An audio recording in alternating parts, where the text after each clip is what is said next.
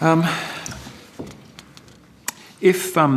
want to dig back a little bit into some of the estimates of the revenues that you might be able to harvest through being able to shift the time of your advertising into the peak periods. I'll come back to that in a sec, but because there is, as you've acknowledged, an enormous range of estimates there, and I want to try and work out how that comes about. But does SBS get to keep that money no matter how high it is? Just say free TV were right, for example, and somehow you raised $195 million over 4 years. I think that was the very, very high end of the estimate. Where does that money go if it exceeds your model? Right. Well, firstly, I can tell you free TV is wrong, so they are not right. So it is a big hypothetical. We're dealing with a big range. But even if we were $10 million over that figure, Senator, my understanding is that would stay in SBS's revenues. So that is interesting. So you have been incentivised. So what's happened to the ABC is that they've had a fairly severe ceiling imposed upon them. Money's not getting reinvested from efficiency back into the broadcaster, but you're saying money that comes from clever juggling of advertising, you potentially could reinvest into SBS. Well, I must say I've not had any discussion with either the Minister or the Department around what would happen to revenues that would go over the expected $28 million. So it is a hypothetical that... That's a pretty important hypothetical, though. Well, you see, we generate revenue today, and so at the moment, if we go over our revenue budgets, we keep that. If we go under our revenue budgets, we need to find severe budget cuts to make that up. So, we take the good with the bad. We've had years where we've been under in our revenue. We've had years where we've been over. So I would expect that allowing us flexibility around our 5 minutes an hour would be no different to the rules that we currently work under today. And so it's not a conversation that I've had, as I say, with anyone.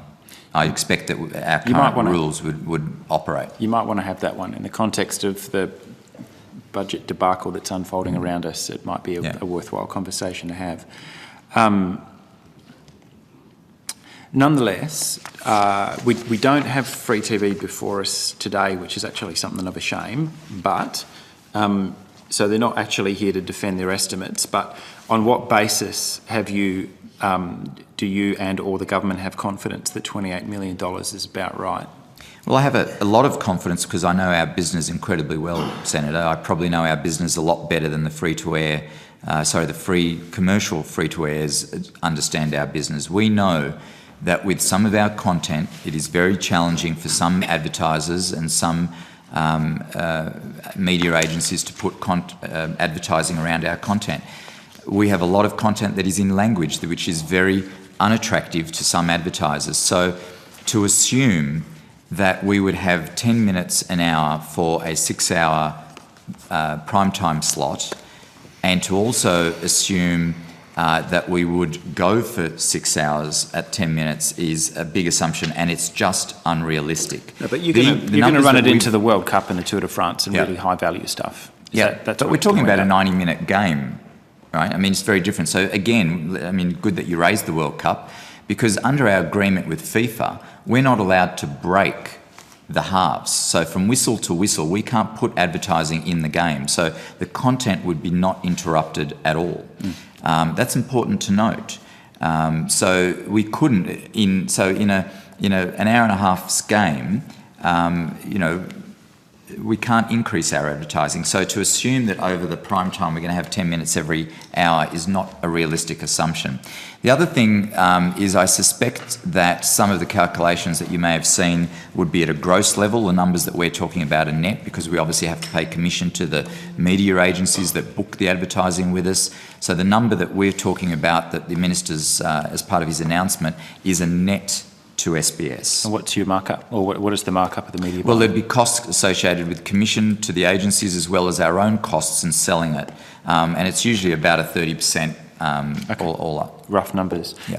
Did SBS cop a hit too? I think you were here for most of Mr. Scott's evidence earlier. Did you? I came in just at 11, so. Oh, you might have missed it. We had a discussion about an efficiency measure that was rolled across the whole public service back at the time of the Yes. May budget, or maybe even before, that impacted on marketing staff. Did that right. hit SBS? It was. I believe it was actually more around communications staff than marketing staff as such, and I think all agencies were asked to talk about or to submit what resources they had for communications employees. Right. Would that be higher for a broadcaster than for a regular chunk of the public sector? I would imagine so, yes. I mean, Yeah. so we have a couple of people who look after our comms, both internal, external. I think from a public sector perspective, the intent was to try and reduce the amount of comms that was happening between departments. Now, as SBS and ABC, we obviously don't do a lot of that. Ours is more externally faced. But we were hit with a saving measure of that as well. I think it was about $500,000 over the period. It's in the order of $100,000 a year. Yeah, it's about $100,000 a year for us. It's about $500,000 in total. And do you think the government took that into account, that the way that Department of Health treats communications No, in my might opinion, be a little different to how broadcaster treats it? Yeah, I think it was just a blanket cut for Blunt all object. agencies, and I must say, from my perspective, it didn't make a lot of sense. Brilliant. Right. Me neither. If there's no sense there to be had, then I won't ask you to find it for us. I think you were in the room when we were discussing the Lewis Review's findings, proposals, calling them recommendations a bit strong, but proposals around paywalling online content. What content? Online content. Yes. What's the state of thinking within SBS about charging people to access your online material? We've been thinking about that for a long time, and we've made a very conscious decision that we won't do that. Why is that? Because we have the ability to be able to put advertising around our online content. So we believe that a advertising-funded online service is far better for our audiences than to have a fee or a subscription-based service around our content. So on all our movies, on all our content, when viewers look at our SBS On Demand, they would usually see 2 ads, 2 pre-rolls before seeing the content, which we think is a good model. Okay. And we've been doing that for some time. Yeah, indeed. In fact, I think we've had disagreements over that for some time. Yeah. However, that's where we are. But it's important to also say that, as Mr. Scott talked about, for us, it's a real cost for every bit of content delivery. Yeah. We at SBS, unlike the ABC, have never been specifically funded for our online or our online delivery. So without having ads, I think a lot of our audiences understand that we need those ads to be able to deliver the content to them. Oh, unless as a public broadcaster you were funded by the public in a way that would be allowed you to something provide I would that service. welcome totally, but it's not the situation that we find ourselves. It isn't, is it?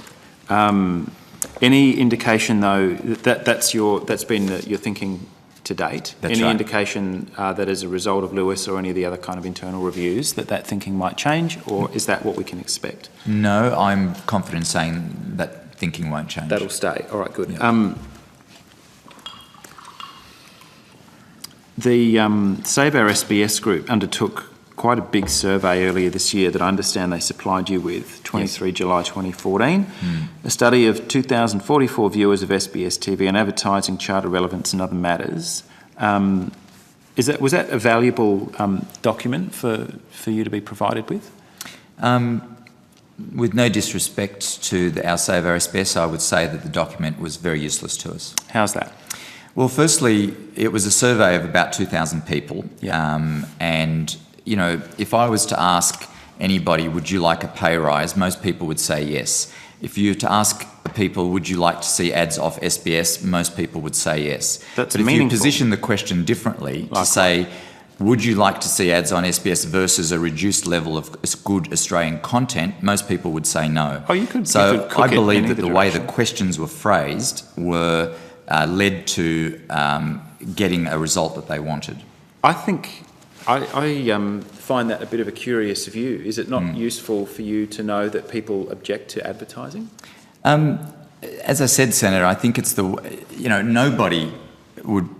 Most people would prefer to watch the content that they tune in for than ads. So maybe that's a useful thing to Well, It pay is regard to a point. To have a survey that just asks people a straight question, as I say, you can ask questions in different ways. We've surveyed our audiences many times. We do it about twice a year and we ask all sorts of questions.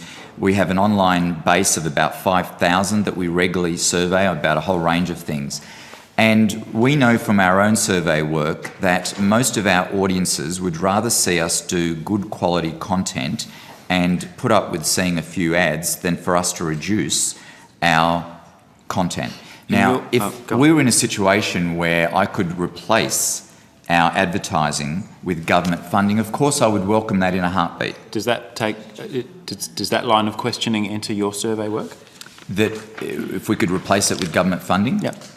I'm not sure if we've ever asked the question specifically like that, but I live in the real world where even the last government and this government, nobody is about to replace $100 million of commercial revenue and say, there you go, there's a cheque to get rid of ads.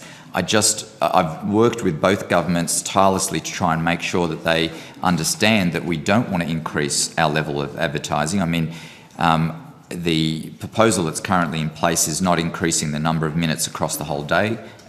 We're sticking to the 120 minutes.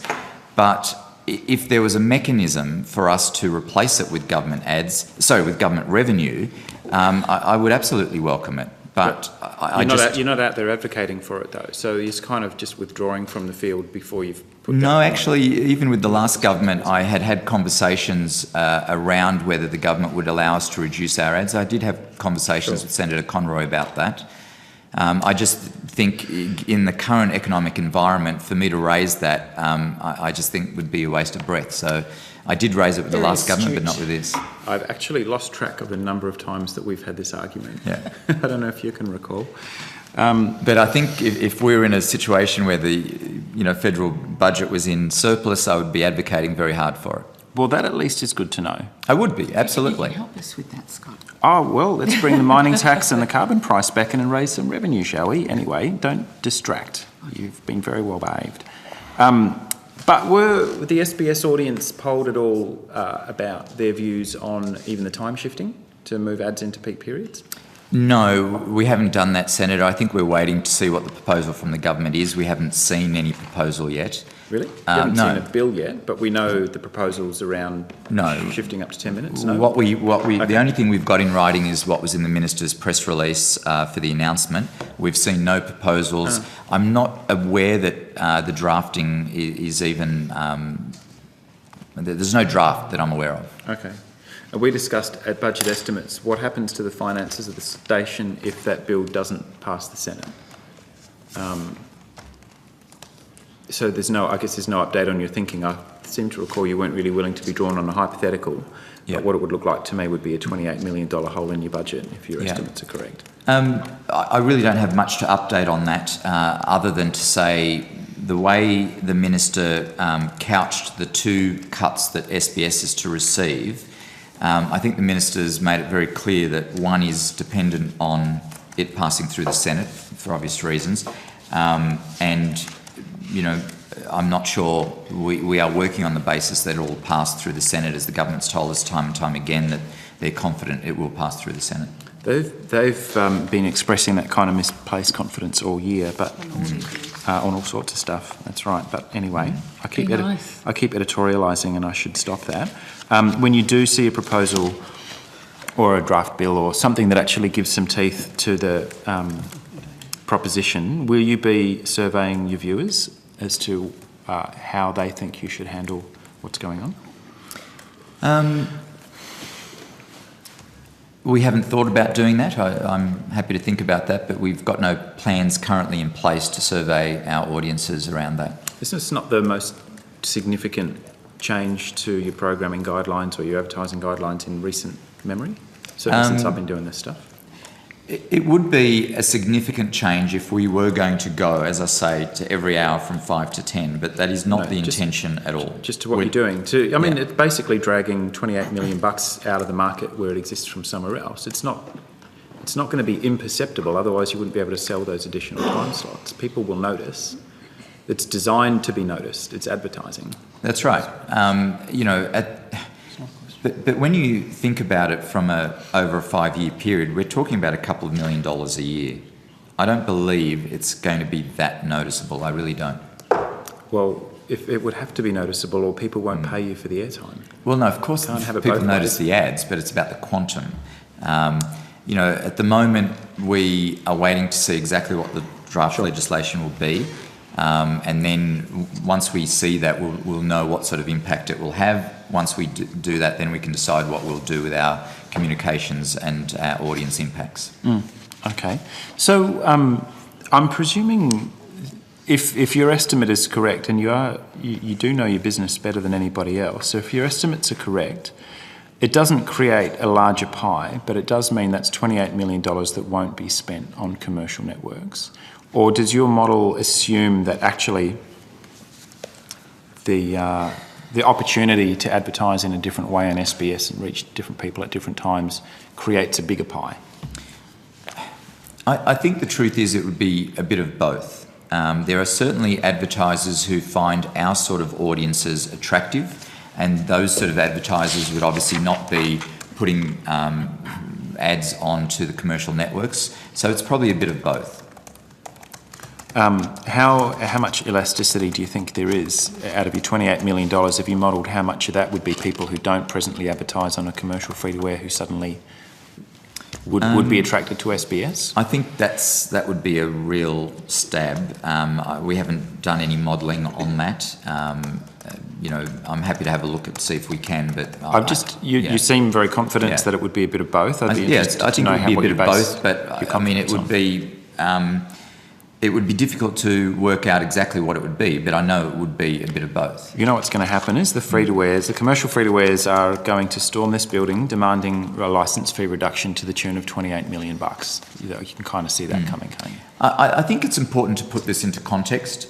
The TV advertising market is close to $4 billion. It's $3.9 billion a year. What we're talking about here is about 0.1%. 0.1%. It's probably, the cost of launching 2 TV shows in their marketing spend. This isn't a lot of money in the scheme of things.